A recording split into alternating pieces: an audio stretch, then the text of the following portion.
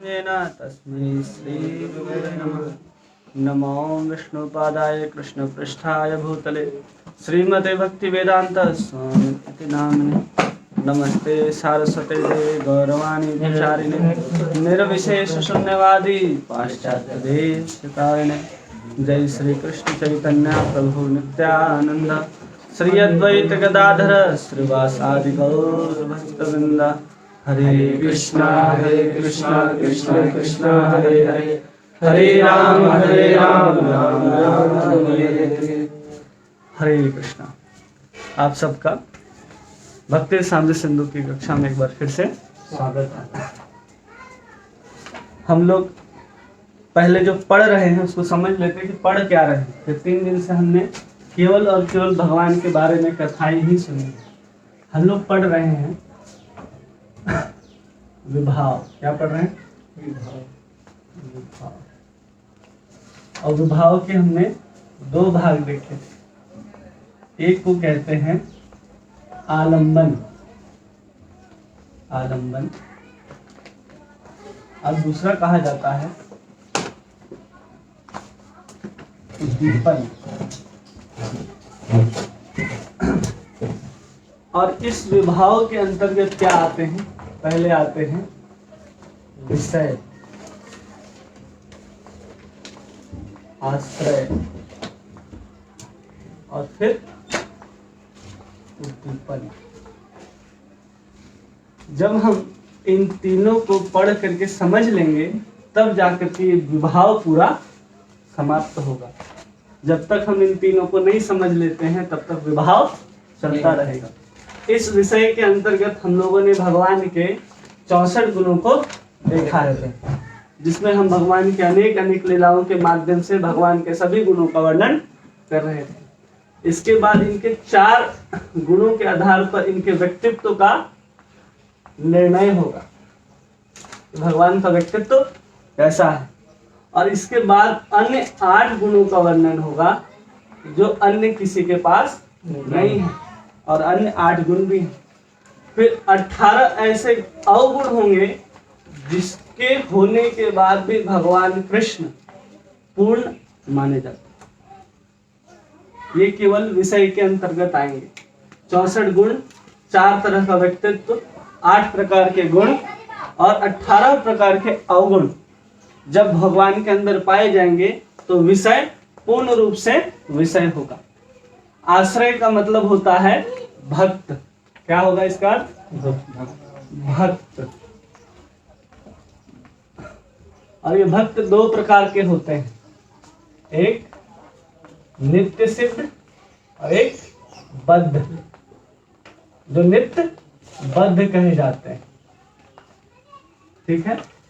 अब उद्दीपन, कैसे हम भगवान के अलग अलग स्वरूप के कारण या भगवान के जो ड्रेसिंग्स हैं, भगवान के जो ऑर्नामेंट्स हैं, उनके कारण भक्तों के अंदर जो उद्दीपन पैदा होता है उसको हम लोग यहाँ पढ़ेंगे, जिसमें भगवान का श्रृंगार सब आएगा। भगवान क्या पहनते हैं, क्या ओढ़ते हैं, क्या बजाते हैं, वो सब इस श्रृंगार के उद्दीपन के अंतर्गत आएगा। जब हम इन सभी पहलुओं को देख लेंगे तब हमें समझना चाहिए कि हमने विभाव को समझा है। और इस विभाव के समाप्त होने के बाद अनुभाव आएगा, ठीक है।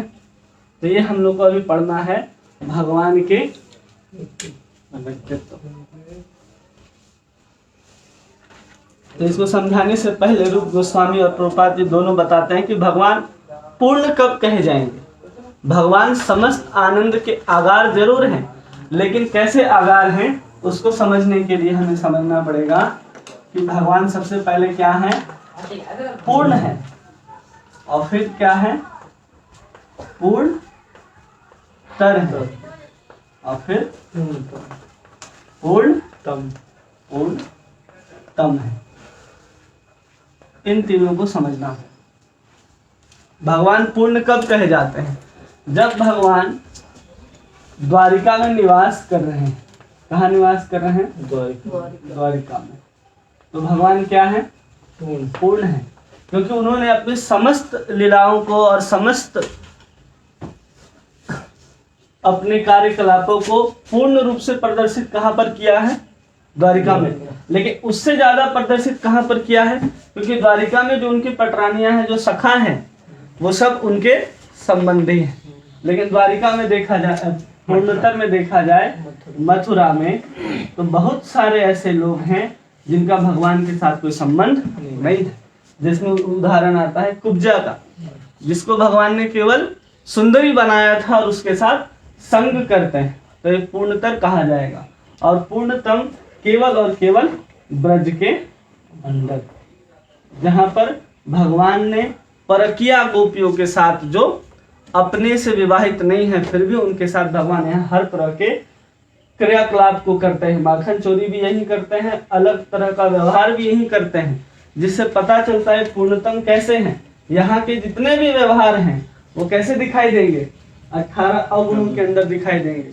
लेकिन उसको भी समझना है कि पूर्णतम कैसे माने जाएंगे? एक विषय होकर के, क्योंकि वो क्या है? एक विषय है। और वो विषय कौन है? हमारे भगवान कृष्ण है।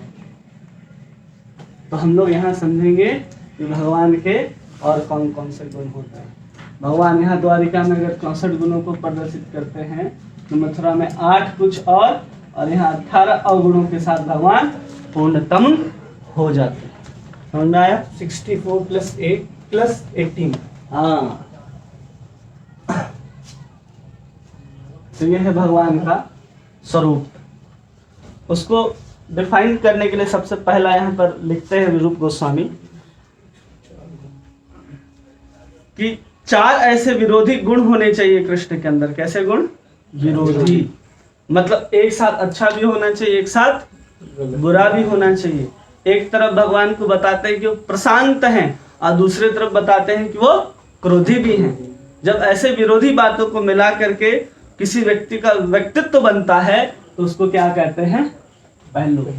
तो अलग अलग पहलू में देखेंगे तो भगवान को सबसे पहला पहलू है जिसका नाम है धीरोदात। क्या नाम है? धीरोदात।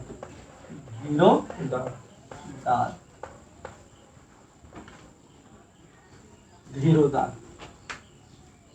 धीरोदात को समझने के लिए प्रभुपाद जी हैं लिखे हैं कि जो व्यक्ति स्वभावतः अत्यंत गंभीर हो। कैसा हो?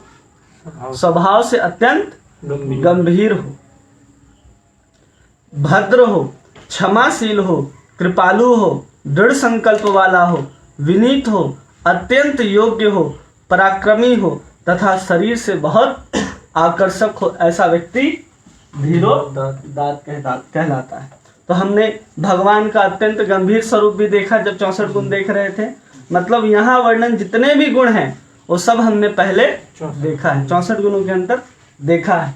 तो ये गुण जिसके अंदर पाए जाएंगे वो क्या कहा जाएगा? धीरोदात। अब उसके उदाहरण में देते हैं भगवान कि कैसे धीर है भगवान। तो उसके संदर्भ में यह रूप गोस्वामी लिखते हैं कि जब इंद्र के ऊपर भगवान कुपित हो गए थे और कुपित होने के बाद इंद्र वहां आकर के क्षमा मांगता है भगवान से। क्या क्षमा मांगता है? कि मैंने क्या किया आपके साथ? बहुत बड़ा अपराध किया है। और उसमें स्तुति में स्वयं कहता है कि मैंने आपके प्रति महान अपराध किया है, किंतु आपके अद्वितीय पराक्रम, आपके द्वारा अपने भक्तों की रक्षा करना, आपके गोवर्धन पर्वत उठाने की आपकी दृढ़ता, आपके शारीरिक सौंदर्य तथा भक्तों के अपराधियों को स्तुति मात्र से आप प्रसन्न हो जाते हैं। आपके अद्भुत गुणों को देखकर मोहित हो जाने के कारण मैं खेद नहीं व्यक्त कर सकता हूँ।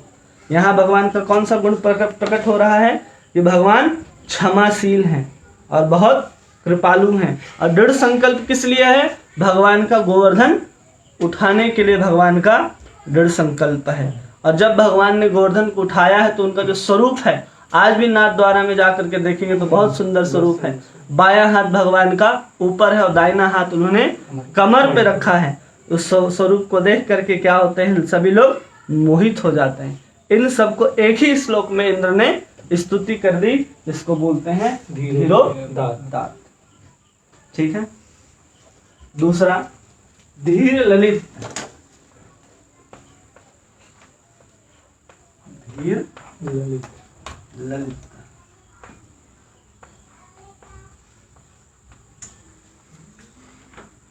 क्या है?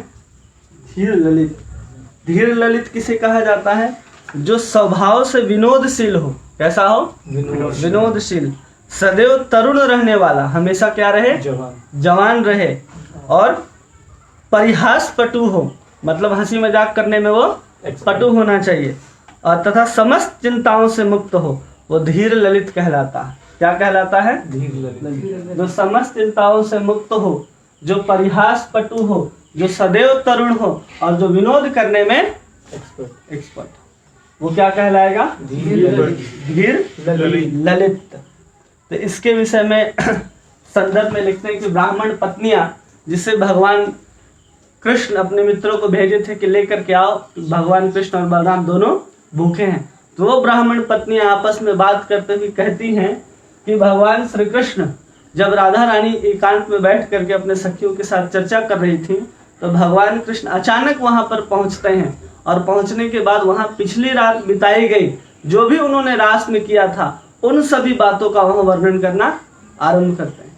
जैसे ही भगवान कृष्ण उन सब बातों का वर्णन आरंभ करते हैं, वहां राधा रानी संकुचित हो जाते हैं कि ये सब चीज को भगवान कृष्ण सबके सामने बता रहे हैं। और जब संकुचित हो जाते हैं तो उसी समय वो क्या कहे जाते हैं? विनोदशील हैं। तो विनोदशील होने के कारण वो राधा रानी के छाती पर तिलक से रेखा अंकित कर देते हैं, जिससे क्या पता चलता है कि भगवान सबसे पहले पटु हैं, परिहास पटु हैं, और दूसरा वो नित्य तरुण रहने वाले हैं। तो इस लीला से पता चलता है कि भगवान कैसे परिहास पटु हैं और भगवान नित्य तरुण कैसे हैं। जीव गोस्वामी बताते हैं कि अगर वैसा नहीं करते तो उनके जो तरुण होने का, जैसे पौगंड से किशोर अवस्था तक पहुंचे हैं, उस क्रियाकलाप का पता नहीं चलता। और परिहास पटु का अर्थ है कि वो राधा रानी के स्तनों पर तिलक से रेखा अंकित करते हैं, जिससे पता चलता है कि वो क्या है? धीर ललित। ललित का अर्थ होता है जो श्रृंगार प्रेमी हो उसको भी ललित कहते हैं। और ये धीर ललित शब्द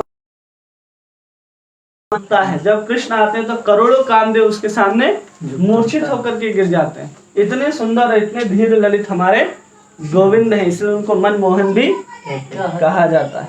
इसके बारे में डिटेल से चर्चा उज्ज्वल नीलमणि में दी गई है, जिसको पढ़ने का अधिकार हमारा नहीं, इसलिए इसको इतना ही समझना है। जब हमारा स्तर होगा तो हम वहां भी समझेंगे। तीसरा, धीर प्रशांत। धीर प्रशांत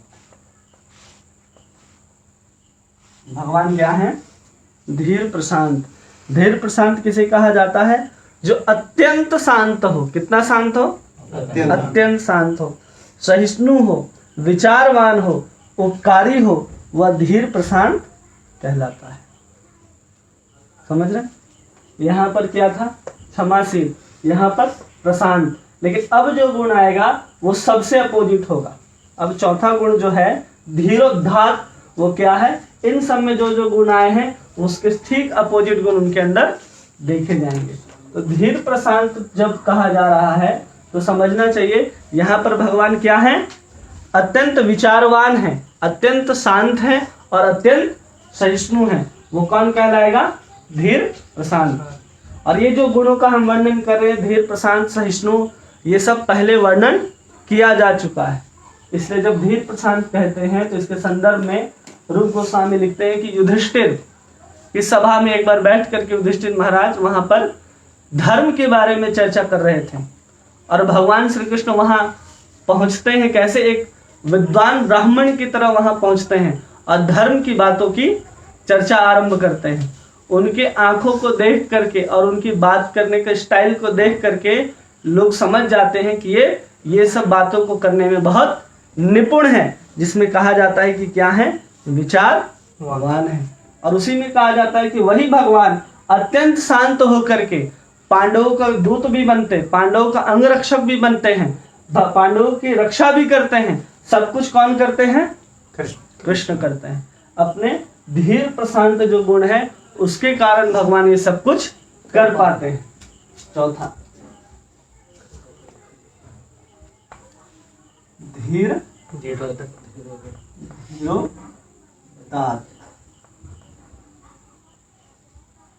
ये भगवान का चौथा गुण है, जिसमें कहते हैं कि भगवान क्या है, ईर्ष्यालु है, फिर कहते हैं घमंडी भी हैं और क्रोधी भी हैं, और फिर क्या कहते हैं, अशांत हैं, और उसके बाद क्या कहते हैं, आत्मश्लाघी होता है वो धीरोदात कहलाता, मतलब किसी को भी मार सकता है वो।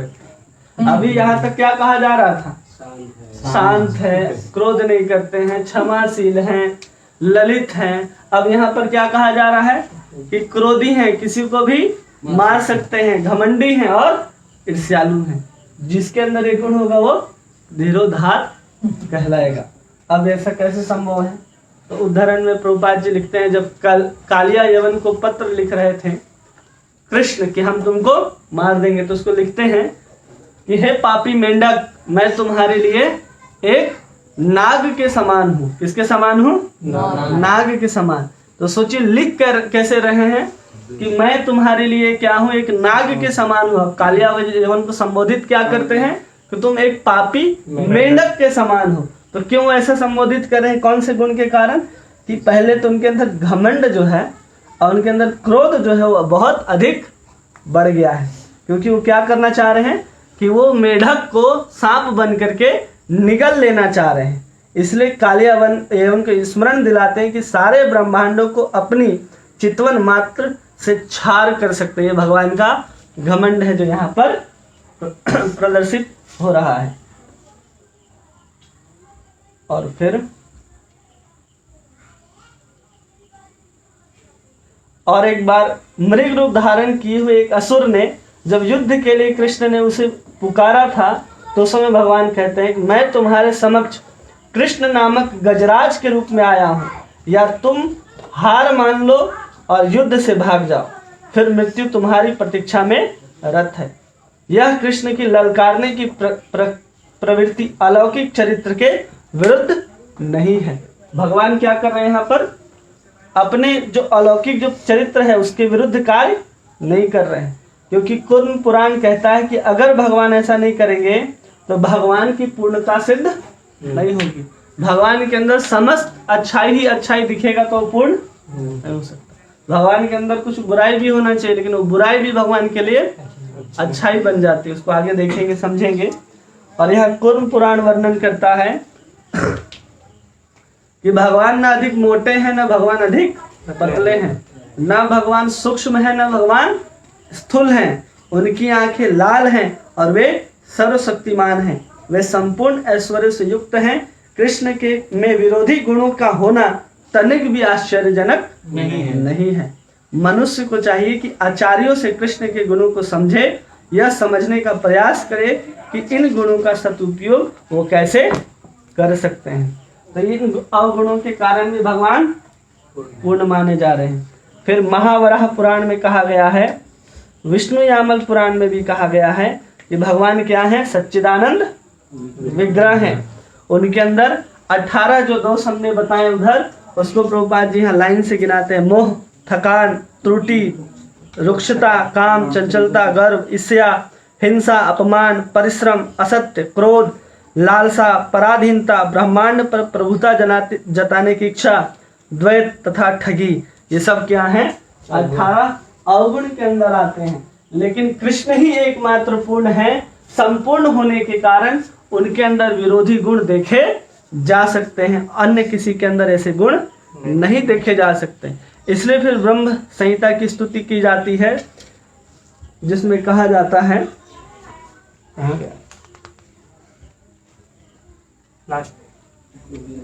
अरे ऐसे प्रिंट हुआ है,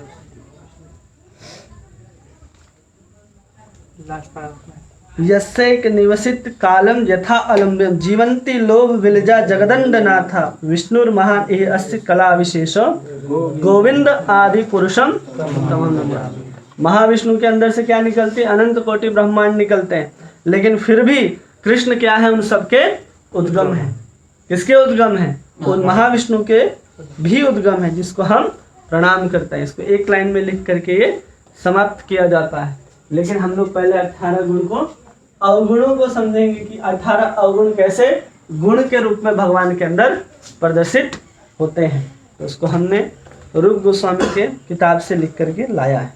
इसलिए आपको समझने में बहुत आसानी है। नहीं, किताब में नहीं है, किताब में नहीं है, इसलिए हम लिख करके लाए।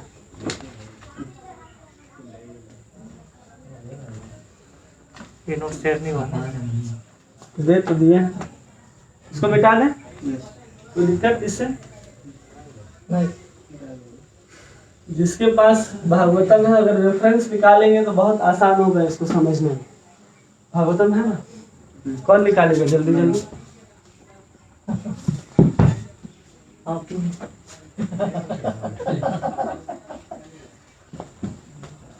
हाँ, 10, 13, 16।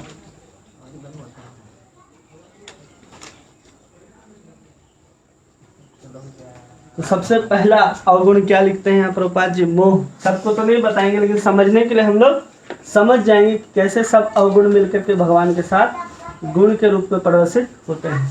सबसे पहले क्या है? मोह। ये क्या है, गुण है कि अवगुण है? अवगुण। फिर भी भगवान के साथ क्या हो रहे हैं? वो गुण के रूप में प्रदर्शित हो रहे हैं। कैसे? जब भगवान कृष्ण गायों को चरा करके आ जाते थे तो कई बार क्या होता है कि भगवान कृष्ण पीछे पीछे चलते थे और गाय उनके आगे आगे चलती थी, और कई बार होता था कि भगवान आगे आगे चल रहे और बछड़े पीछे पीछे चल रहे हैं। तो उस समय भगवान को लगता था कि हमारे पीछे पीछे सारे गाय चल रहे हैं, लेकिन कई बार ऐसा होता था कि उनके पीछे कोई गाय नहीं दिखाई देती, और कई बार होता था कि जितने भी उनके सखा हैं वो भी दिखाई नहीं देते थे। तो कई बार क्या करते थे, वो यमुना के तट पर जाते थे और भगवान ढूंढने का प्रयास करते थे कि हमारे ग्वाल बाल हमारे बछड़े कहाँ गए। फिर वापस जाते थे जंगल, फिर देखते थे सब गाय नहीं दिखाई दे रही, फिर वापस आकर के देखते थे कि शायद नदी के किनारे सभी पानी पीने गए होंगी। उसको देखने के बाद भी जब गाय नहीं मिलते थे तो भगवान वहां किसको प्राप्त होते थे? मोह को प्राप्त होते थे। जब वो मोह को प्राप्त हो रहे तो समझना चाहिए इस मोह से वहां पर क्या प्रदर्शित हो रहा है? भगवान का वो लीला, जिसमें अगर ऐसा लीला नहीं करेंगे भगवान को तो सब पता ही, तो आप उस लीला में आनंद नहीं ले पाएंगे। इसलिए यहाँ पर मोह भी भगवान के अंदर गुण के रूप में प्रदर्शित हो रहा है। नहीं मिला ना?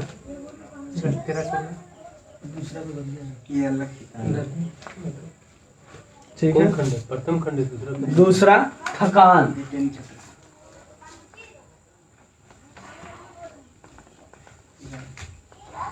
क्या है?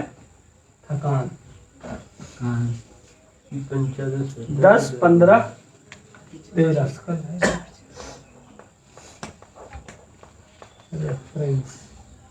थकान। जब भगवान गायों को चराते थे, जंगलों में जाते थे, बांसुरी को बजा रहे हैं, पेड़ों में चढ़ करके फलों को उतारते हैं, अपने सखाओं के साथ खेल करते हैं, कई सारे असुरों को मारते हैं, तो उसके बाद भगवान क्या महसूस करते हैं?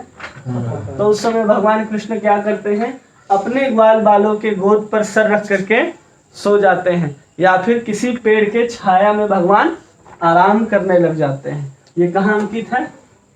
10, 15, 13 में। ये थकान भी भगवान का वहां पर गुण के रूप में प्रदर्शित हो रहा है। हम लोग यहाँ थक जाते तो हमें कैसा लगता है कि हम थक गए, लेकिन हम थकते हैं तो दूसरे को बुरा लगता है कि उसका काम बंद हो गया। लेकिन जैसे ही भगवान थकते हैं तो जिसके गोद पर सर रख करके भगवान सो रहे हैं उसको बहुत आनंद आता है। तो ये गुण नहीं, अवगुण नहीं, ये गुण है। हम श्लोक का खाली रेफरेंस लिख के लाए। थकान, उसके बाद क्या है? भ्रम। भ्रम समझते हैं? इल्यूजन। 10, 8, 22। जब भगवान छोटे से बच्चे हैं, कौन कौन? कृष्ण और बलराम, तो ये क्या करते थे? गाय जब गौमूत्र करती थी या गोबर देती थी उसी के अंदर खेलने के लिए प्रवेश कर जाते थे। गाय के बछड़े को पूंछ पकड़ करके जितना दूर घसीट ले और कृष्ण और बलराम को घींचते हुए ले जाती थी। जब वो ले जाती थी तो भगवान को बछड़ा तो एक कोई ना कोई एक जगह आएगा जहां पर से उनका हाथ छूट जाएगा। अब छूट जाता था तो भगवान उठ करके चलने लग जाते थे। ऐसे अज्ञात व्यक्ति के पीछे पीछे चलते थे और फिर मुड़ करके देखते थे, अरे ये तो नंद यशोदा उनके माता पिता है ही नहीं, और कैसे चलते जा रहे हैं? अपने माता पिता समझ करके वो दूसरे व्यक्ति के पीछे पीछे चलते जा रहे हैं, जो भगवान के भ्रम को प्रदर्शित करता है। जो भगवान के अंदर गुण है, ये भी समझ में आ रहा है ना, कैसे गुण अवगुण गुण है। फिर है यहाँ पर भगवान यहाँ पर लिखे हैं रक्षता काम, इसको एक ही साथ समझिए। रक्षता काम उल्बण लोलुता मतलब अटैचमेंट विदाउट प्रेम, इसको यहाँ पर ट्रांसलेशन करते हैं भानु महाराज, तो लिखते हैं अटैचमेंट विदाउट प्रेमा। रक्ष रसता क्या लिखते हैं, रक्ष रसता।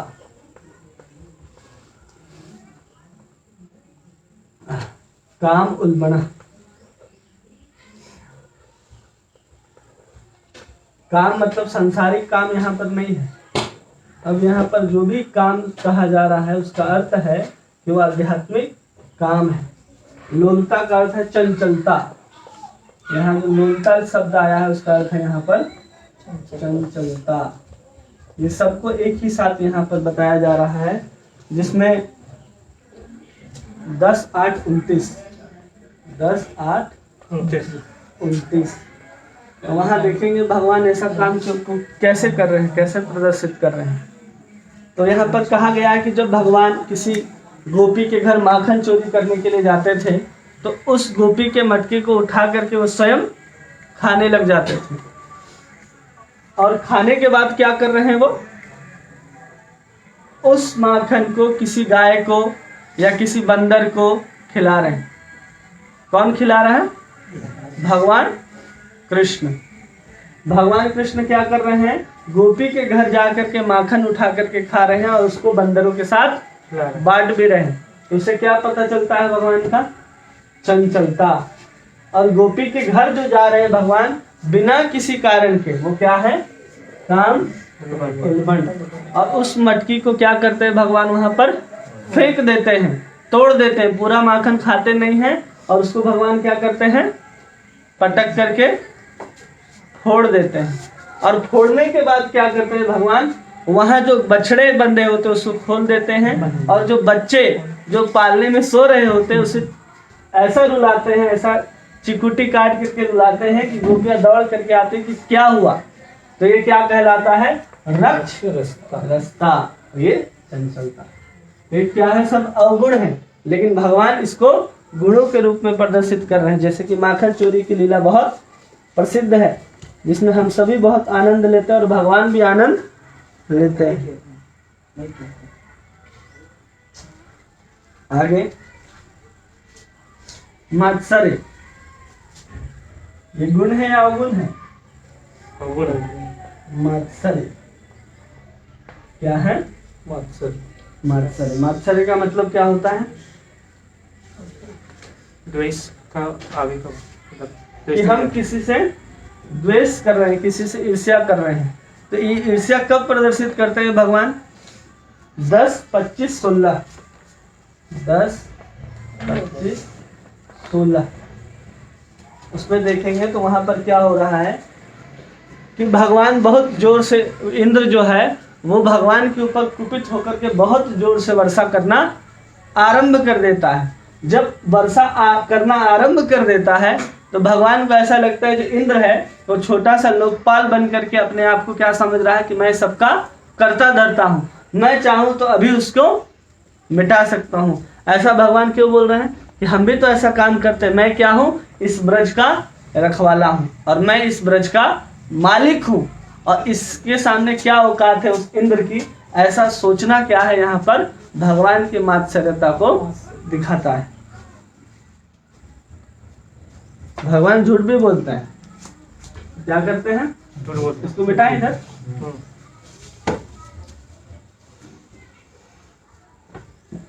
असत्यम, इसका तो सबको पता होगा। कल मैया मोरी मैं नहीं माखन खाई हो, कि माखन खाते हैं उसके बाद भी बोलते हैं कि हम माखन नहीं खाए हैं। और एक बार भगवान जब ब्रह्मांड घाट में थे तो वहां माटी भी खा लिए थे, और माटी खाने के बाद क्या बोलते हैं कि जितने भी ग्वाल बाल हैं वो सब मेरे दुश्मन है वो सब आकर के आपको बोल रहे हैं कि मैंने माटी खाई है। अगर आपको विश्वास नहीं होता तो आप मेरे मुंह के अंदर झांक करके देख लो, मैंने माटी नहीं खाई। तो सर माखन मिट्टी खाने के समय भगवान क्या बोलते हैं? असत्य बोलते हैं। फिर है क्रोध, अभी हम लोग पढ़े ना धीरोधात में, क्रोध 10:8:35 10:9:4 जब क्रोधित कब होते हैं? जब माता यशोदा भगवान श्री कृष्ण के लिए माखन निकाल रही है बैठ करके, और भगवान माता यशोदा मन कर्म वचन से माखन निकाल रही, मन से भगवान कृष्ण का नाम ले रही है। कर्म किसके लिए हो रहा है? कृष्ण के लिए माखन निकाली, वचन से भगवान कृष्ण के गुणों का गान कर रही है। उस समय भगवान अत्यंत लोलुप होकर के कृष्ण यशोदा की तरफ भागते। क्यों? क्योंकि अब हमको क्या मिलेगा? दूध पीने के लिए मिलेगा। लेकिन देखते हैं कि भगवान माता यशोदा बैठ करके वहां दही मथ रही, तो उनको बहुत क्रोध आता है और जा करके भगवान के दोनों हाथ, माता के दोनों हाथों को पकड़ लेते हैं और बथानी बंद कर देते हैं कि माखन अब मत निकालो। और उसी के बाद देखते हैं कि जब दूध उफरने लगता है तो जब माता यशोदा कृष्ण को नीचे रखती तो उस समय सारे भांडे फोड़ देते। किसके कारण? क्रोध के कारण। आशंका क्या है? आशंका। भगवान आशंकित भी होते हैं। जब भगवान ब्रह्मा ने सब बछड़ों को चोरी कर लिया और चोरी करने के बाद जब ढूंढने लगे भगवान कृष्ण कि हमारे सारे बछड़े कहाँ गए और सभी सखा कहाँ गए, तो उस समय उनको आशंका होने लगी कि यहाँ के जो कर्ता धर्ता है ब्रह्मा जी हैं, उनके अलावा और कोई नहीं ले जा सकता। तो शंका किसके ऊपर कर रहे हैं? ब्रह्मा जी के ऊपर। और फिर क्या है कि वही विश्व के संचालक हैं। क्या है? संचालक। रूपा जी क्या शब्द दिए हैं इसको? संचालक। प्रभुता जताने की इच्छा। किसकी इच्छा? प्रभुता। तो प्रभुता जताने की इच्छा जब यहाँ पर कह रहे हैं भगवान, तो भगवान तो खुद से कहते हैं कि समोहम सर्वभूतेषु न मे द्वेषति न प्रियो न ये भजन्ते तु मां भक्त्या मयि प्रीतेषु चाप्यहम्। भगवान कहते हैं ना ये सब क्या है? मेरे हैं। कब कहते हैं? जब उनके ऊपर प्रभुता जमानी है तब तो भगवान कहेंगे। तो इन भगवत गीता में श्लोक आता है 9वें अध्याय के 29वें श्लोक, जिससे भगवान की प्रभुता जमाने की इच्छा जो है वो पता चलती है। फिर यहाँ पर कहते हैं पराधीनता। अब कहा जाए पराधीनता, क्योंकि भगवान सर्वतंत्र स्वतंत्र हैं, उनको कोई अपने वश में नहीं कर सकता। फिर भी 9वें स्कंद में भगवान क्या बोलते हैं कि अहम भक्त पराधीन हो। भक्त पराधीन, भक्त के अधीन कौन होते हैं? भगवान होते हैं। 9:4:63। बहुत दिन से हिंदी नहीं लिखे हैं। 63 हिंदी। ठीक है, तो ये पता चल गया हमको कि भगवान के जितने भी दोष हैं वो दोष नहीं है। इन अवगुणों के रहते हुए भी भगवान कृष्ण अपने आप को और उज्जवल, ये सब गुण क्या कर रहा है? भगवान की शोभा को और बढ़ा रहा है, कम नहीं कर रहा है। और यही अवगुण हमारे अंदर देखे जाएंगे तो हम पतन को प्राप्त होंगे। और भगवान का ये अवगुण होकर के भी भगवान को क्या कर रहा है? अधिक सौंदर्य को प्रदान कर रहा है। क्लियर? आशंका वाला में एग्जांपल क्या है? आशंका कि ब्रह्मा जी हमारे बछड़ों को चुरा करके ले गए, ये आशंका है। तो जी तो 12 ही हुए ना, तो 18 है तो सबको नहीं लिखा जा सकता ना, इसको भी गिनेंगे ना, इतना ही लिखा गया ना। फिर यहाँ लालसा लिखा है प्रभुपाद जी, लालसा, गर्व, हिंसा, अपमान। तो बहुत जगह ऐसा है कि भगवान को अपमान लगता है, लेकिन उसको इसलिए डिटेल में नहीं बताया जा रहा है क्योंकि हमको जल्दी से आगे बढ़ना। 18 है ऐसे, 18 अवगुण। तो ऐसे ही अगर हम पूरे भागवतम में देखेंगे तो पता चलेगा कि भगवान को लालसा कहाँ पर है। भगवान को लालसा कहाँ पर है? वहाँ छछिया पर छाछ पर गोपियां नचा रही, वहाँ लालसा है भगवान का, लोभ। तो ऐसे ही आशंका कहाँ है? जब माता यशोदा छड़ी लेकर के भाग रही है, वहां पर भगवान को क्या है? डर है। हिंसा भगवान कहाँ पर कर रहे हैं? कि जब भी कोई असुर आ रहे हैं, अरिष्टासुर आदि आ रहे हैं, तो उन सबको मारने के लिए भगवान हिंसा कर रहे हैं। और क्या बचा? सब हो गया। भगवान के 8 और गुण हैं। आती है ना पहला शोभा,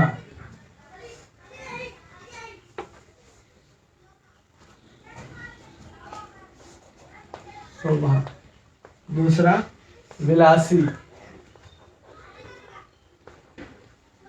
कुछ हो गया। तीसरा माधुर्य, हमारा माधुर्य। विश्वास, विश्वसनीय, विश्वसनीय। स्थिर, भगवान कैसे हैं? स्थिर हैं। उसके बाद तेजवान,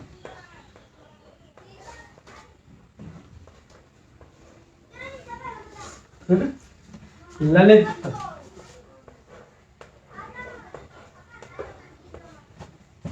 और फिर उदार। ये 8 और गुण हैं भगवान के अंदर, जिसके बारे में 24वें अध्याय में कहा जा रहा है। 8 गुण कहाँ है?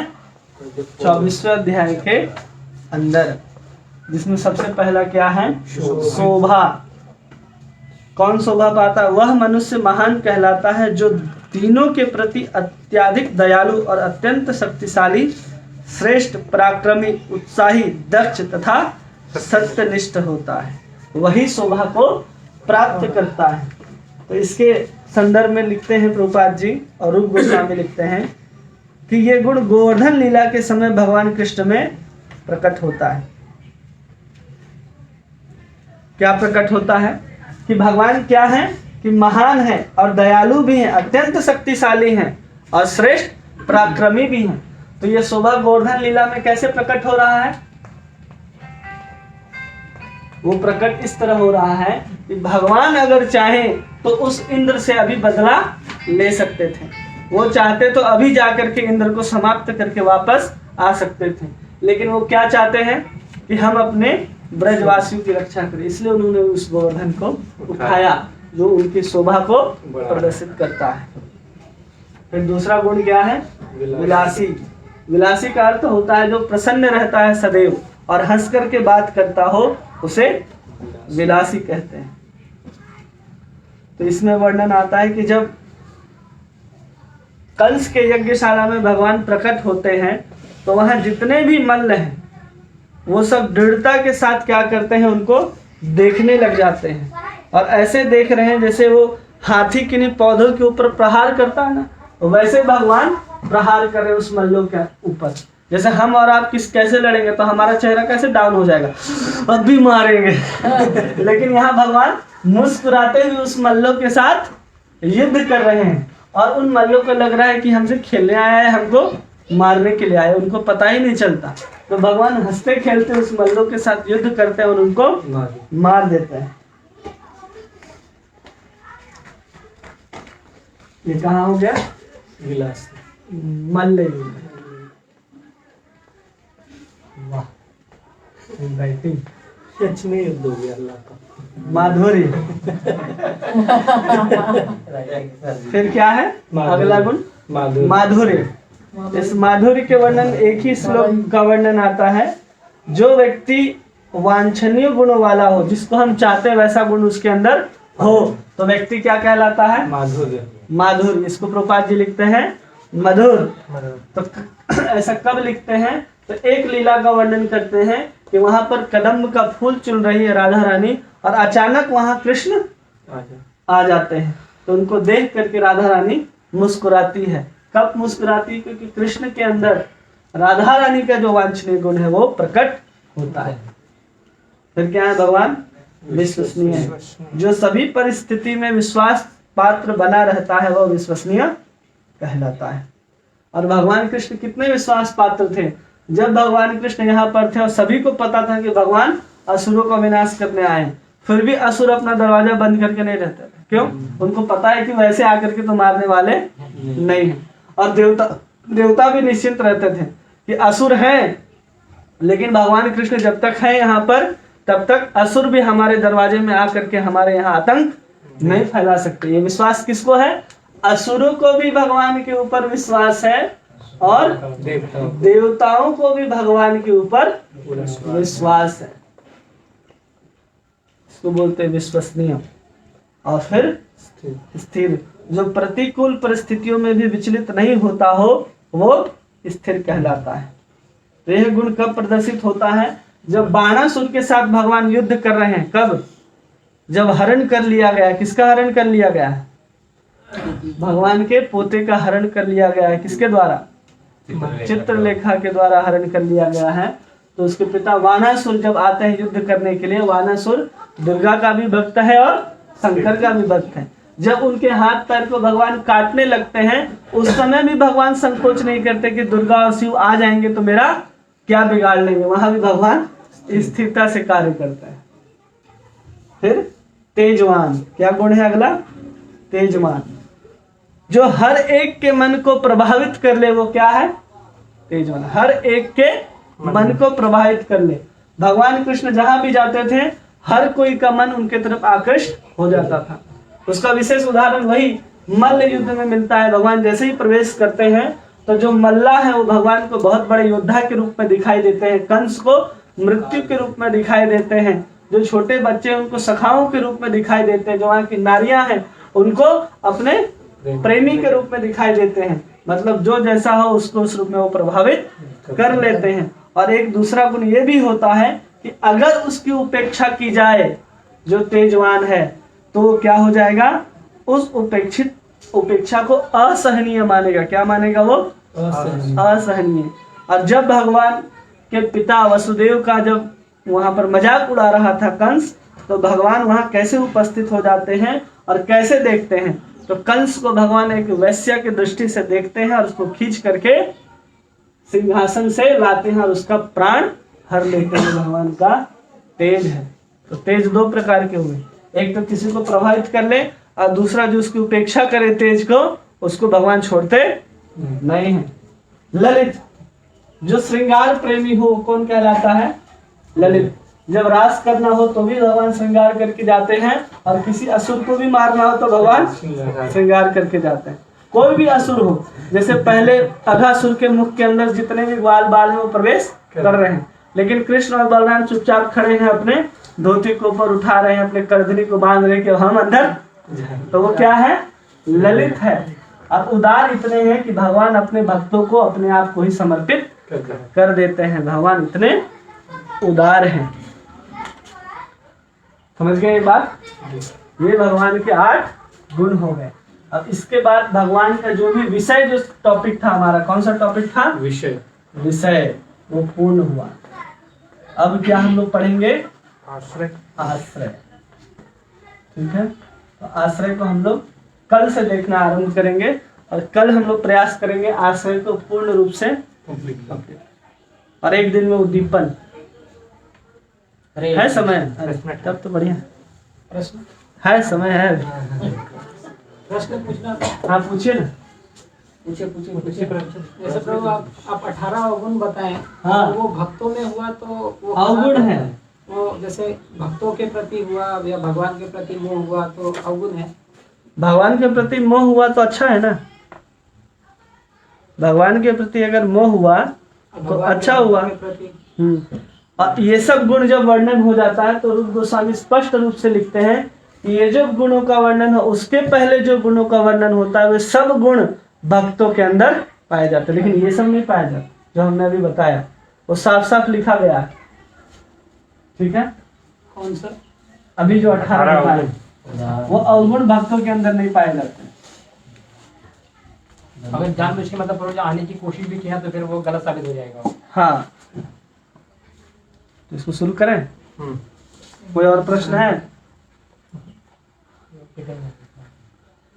तो भगवान के भक्त अध्याय 25 अध्याय 25 23 24 और 25 तो सबसे पहला लाइन में प्रभुपाद जी यहाँ वर्णन कर देते हैं कि भगवान के जितने भी गुण हैं वो सब भक्तों के अंदर पाए जाते हैं, लेकिन इससे पूर्व जिन गुणों का वर्णन उन्होंने कर दिया वो गुण नहीं, पहले ही लाइन में उन्होंने लिख करके प्रवेश कर दिया। एक वो जो दिव्य धाम में प्रवेश पाने के लिए भक्ति के अनुशीलन करता है, और दूसरा जो पहले से सिद्ध अवस्था में पहुंच चुका है। मतलब पहली अवस्था क्या है यहाँ पर, एक साधक, और दूसरा सिद्ध। सिद्ध।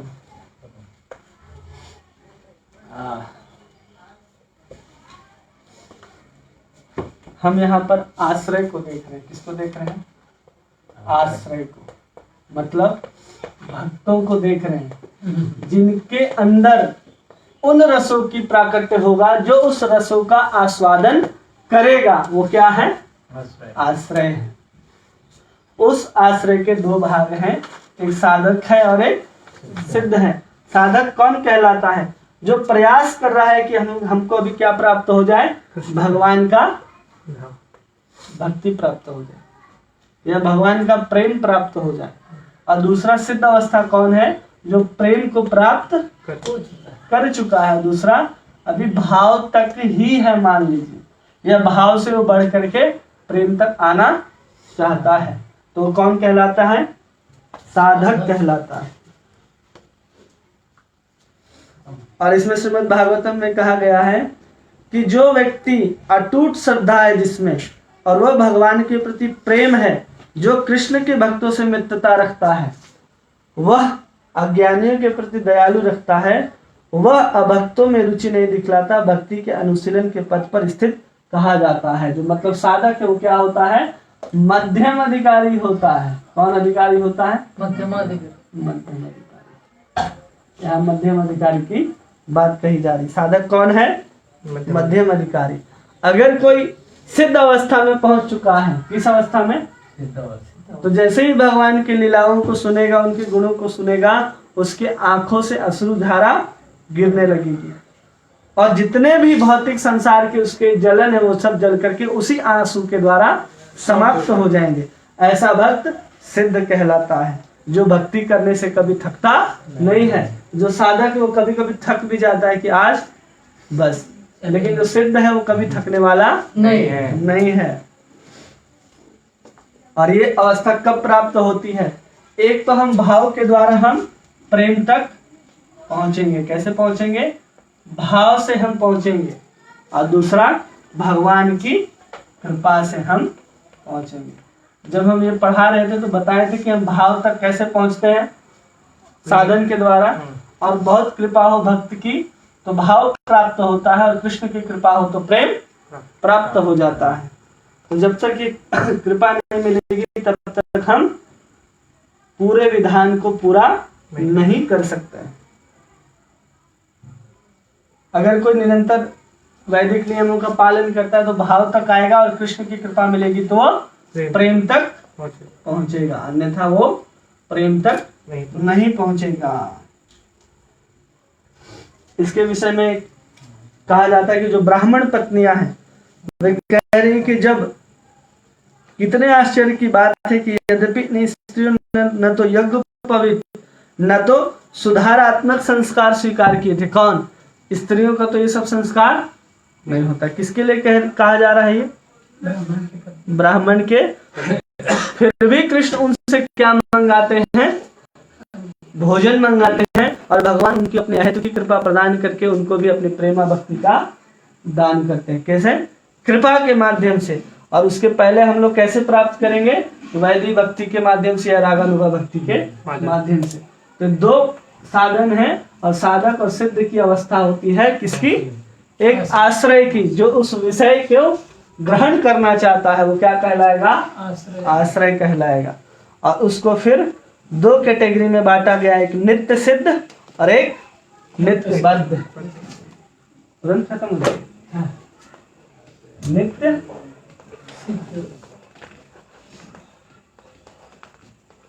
चौथी नहीं,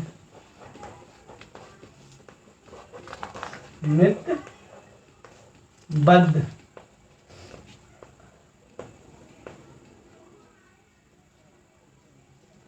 मतलब जो आज तक इस धरा धाम में अवतार लेकर के कृष्ण के साथ ही आते हो, या फिर ऐसे जीवात्माएं जो गोलोक धाम में भी रह करके नित्य आनंद का आस्वादन करती हो, वो आत्माएं नित्य सिद्ध कही जाती हैं। क्या कही जाती हैं? नित्य सिद्ध। जो सिर्फ गोलोक में रहते हैं या फिर वैकुंठ वाले भी? ना, यहाँ गोलोक, हम लोग उधर बात ही नहीं करना है। वैकुंठ तक पीछे छूट गया हमारा विमान उससे ऊपर उड़ रहा है। तो नित्य सिद्ध कौन है? जो भी भक्त भगवान कृष्ण के साथ नित्य गोलोक वृंदावन में आनंद का जीवन बिता रहे हैं, अनंत काल से, जो भगवान के सखा के रूप में वहां पर उपस्थित है। किसके रूप में? सखा है, गोपी है, भगवान संबंधी है, वृक्ष क्या है? सिद्ध है। और जो अनंत काल से इस धरा धाम में अनादि काल से, वो सब कौन है? जो पद्म पुराण में सत्यभामा का वार्तालाप का प्रसंग आता है, जिसमें कहते हैं कि मैं ब्रह्मा जी तथा अन्य देवताओं की प्रार्थना से इस पृथ्वी लोक पर अवतरित हुआ हूँ। इस यदु कुल में जन्म लेने वाले सारे लोग मेरे नित्य संगी हैं। भगवान स्पष्ट करते हैं कि भगवान जितने भी पार्षदगण आते हैं वो भगवान के क्या है? नित्य संगी। नित्य संगी हैं। यहाँ भगवान का बात नहीं हो रहा है, यहाँ सिर्फ भक्तों का बात हो रहा है। किसका बात हो रहा है? भक्तों का केवल और केवल आश्रय। वो कौन है? जो भी अवतार ग्रहण करके आ रहे हैं भगवान के साथ। केवल कृष्ण का जन्म तो हम सबको पता है, लेकिन उनके साथ जितने भी जीवात्माएं धरती पर आती हैं, सब भगवान के नित्य संगी हैं। चाहे अर्जुन हो, चाहे गाय चराने वाला वहां बछड़ा हो, चाहे गाय चरने वाला बकरी हो, वो सब नित्य धाम से आती। वो आम नहीं है। स्वयं धाम जो है वो नित्य धाम का एक टुकड़ा है, जो भगवान उसका विस्तार यहाँ पर करते हैं। इसी बात को पद्म पुराण में उल्लेख किया गया और भागवत में भी कहते हैं कि कितने घनिष्ठ मित्र बन चुके हैं ये लोग। जरूर पिछले जन्म में कुछ न कुछ बहुत पुण्य किए होंगे, ऐसा कहा जा रहा है। क्यों कहा जा रहा है? क्योंकि पता ही नहीं कि वो सब नित्य सिद्ध लोग हैं, जो भगवान के चारों तरफ वहां गोवर्धन लीला के समय या भगवान जिसके आंगन पर खेल रहे हैं, केवल उन आचरणों को दिखाते हैं जो केवल नित्य सिद्ध भक्त ही कर सकते हैं। इसलिए भगवान यहाँ पर बोलते हैं, क्या बोलते हैं कि जन्म कर्म च मे दिव्यम एवं यो वेति तत्त्वतः त्यक्त्वा देहं पुनर्जन्म नैति मामेति सो अर्जुन। ये नित्य बद्ध व्यक्ति हैं, वो 5 रसों में आस्वादन करते हैं भगवान की। कितने? 5। पहला शांत, दास्य, साख्य, वात्सल्य और माधुर्य। कौन आस्वादन करते हैं? जितने भी सिद्ध हैं। अगर हमें प्राप्त करना है तो इस भाव के माध्यम से हम जब स्थायी भाव को प्राप्त करेंगे, तब जाकर के हम उन 5 रसों में किसी एक रस में स्थित होकर के भगवान के उस विषय के जितने भी आनंद है, रस हैं, उन सबको हम आस्वादन कर सकते हैं। तो इसको यहाँ पर क्या बताया गया? आश्रय। आश्रय कितने प्रकार के होते हैं? 2, एक साधक, एक सिद्ध। साधक अवस्था कौन है? जो अभी भाव की अवस्था में है, अभी भजन करने का प्रयास कर रहा है। दूसरा कौन है? सिद्ध, जो प्रेम की अवस्था को प्राप्त कर चुका है। जो प्रेम की अवस्था को प्राप्त कर चुका है, वो भगवान की कथाओं और लीलाओं को सुनते हुए तुरंत उसके आंखों से आंसुधारा निकलने लगेगी। वो भजन करते हुए, नाम लेते हुए, गुण गाते हुए कभी नहीं थकेगा। और उसको प्राप्त करने का 2 तरीका है, भाव के माध्यम से और दूसरा भगवान की कृपा के माध्यम से। 2 तरह के भक्त होते हैं, नित्य सिद्ध और नित्य बद्ध। जो नित्य सिद्ध होते हैं भगवान के साथ ही अवतार ग्रहण करते हैं। जो नित्य बद्ध होते हैं वो भगवान की कृपा से या भक्ति करके भाव से वहां तक पहुंचते हैं और इस 5 रसों में किसी एक में जाकर के अवस्थित होकर के उस रस का आस्वादन करते हैं। प्रभु जी बोली बोली। भक्त लोग आज जैसे बोले केवल एक रस का आस्वादन करते हैं, तो ऐसा नहीं होता कि कोई भक्त पांचों रस का आस्वादन नहीं। करता हो? जो माधुर्य में है, जो भी भक्त माधुर्य में है, वो इन सभी रसों का आस्वादन कर सकता है। पांचों। पांचों नहीं, उसको न्यूट्रल रखा जाता है। ये न्यूट्रल होता जाता है, उदासीन ही रहते हैं ये लोग। क्योंकि यहाँ पर भगवान की सेवा करने की प्रवृत्ति नहीं है, वो शांति रहते हैं। भगवान कुछ भी करे वो शांति होता है, उसका एक्टिविटी नहीं है। लेकिन जब हम भक्ति के परिभाषा पढ़ते हैं तो उसमें क्या पढ़ते हैं? अनुशीलन, मतलब चेष्टा करना। ये कुछ चेष्टा ही नहीं करता है तो इसको हम लोग नहीं गिनते। लेकिन ये भक्त के बारे में भी चर्चा हुई कि कैसे हम उसका आस्वादन शांत भक्त वाले लोग नित्य गोलोक वृंदावन में भी करते हैं। गाय नहीं, उदास के अंतर्गत आती है गाय, शांत नहीं। पेड़ जो है वो भी दास्य के अंतर्गत आएंगे। शांत में फिर वो जो आभूषण है, जो आभूषण है भगवान की, वो सब किसके अंतर्गत आएंगे? शांत के अंतर्गत आती है। तो सब रसों का आस्वादन कब लेंगे? इन पांचों रसों का आस्वादन एक ही व्यक्ति लेता है। बलदेव। हम। कौन लेता है? हम ये बलदेव। बस। कैसे लेते हैं? शांत रस जितने भी धाम हैं, धाम स्वयं धाम जहाँ भगवान रहने वाले हैं, वो विस्तार किसका है? बलभद्र। जितने भी भगवान वस्त्र पहने हैं उसका विस्तार किसका है? बलभद्र। बलराम। जो भी वो श्रृंगार पहने हैं बलदेव। वो किसका है? केवल बलभद्र। और वो मंजरी के रूप में, वो अनंग मंजरी के रूप में कौन है? बलभद्र। अनंग मंजरी के रूप में यहाँ माधुर्य रस का आस्वादन वही ले रहे हैं। बलराम भाई के रूप में भी आस्वादन ले रहे हैं, सखा के रूप में भी आस्वादन ले रहे हैं, और दास्य के रूप में भी बलराम यहाँ पर आस्वादन लेते हैं। किसका? हर कृष्ण का, हर जगह। किस जगह पर? दास। गोलोक वृंदावन दासता वो हर जगह स्वीकार करते हैं। भगवान बलराम का अलग अलग स्वरूप है, जो एक रूप से अनंग मंजरी है और माधुर्य रस का आस्वादन स्वरूप करते का ही पूछ रहा था कि दास का किस स्वरूप में? कौन? बलराम भगवान। वो इतना सब सेवा कर रहे हैं, सब दास श्रृंगार आए, वो सब मिलकर के दास सब में प्रधान ही रहे। ताकि कब है? जब खेलने जाते हैं तो उनके साथ भगवान खेलते हैं। वात्सल्य कब है? जब उनको अकेले भेजा नहीं जाता और बोला जाता है कि बलराम के साथ ही आपको जाना है, तो उस समय जो दृष्टि होती है बलराम की, वो कृष्ण के प्रति वात्सल्य की होती है। और माधुर्य जो अनंग मंजरी के रूप में क्या करते हैं? वो माधुर्य रस का भी आस्वादन करते हैं। केवल एक ही व्यक्ति है जो भगवान के हर तरह से सेवा करते हैं, बाकी कोई नहीं।